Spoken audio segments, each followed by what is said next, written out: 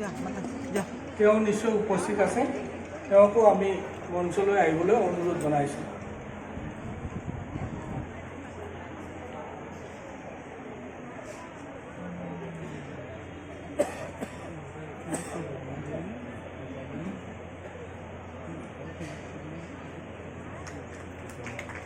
হাত চাপৰি অকণমান দিলে ভাল লাগিব।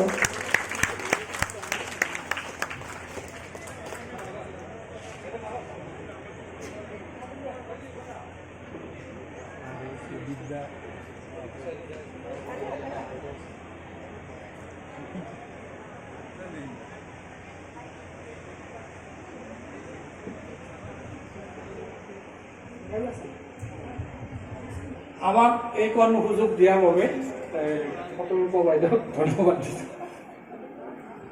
আচলতে সময়টো এনেকৈ গৈছে, ঘড়ীটোতো আমি ধৰি ৰাখিব নোৱাৰোঁ।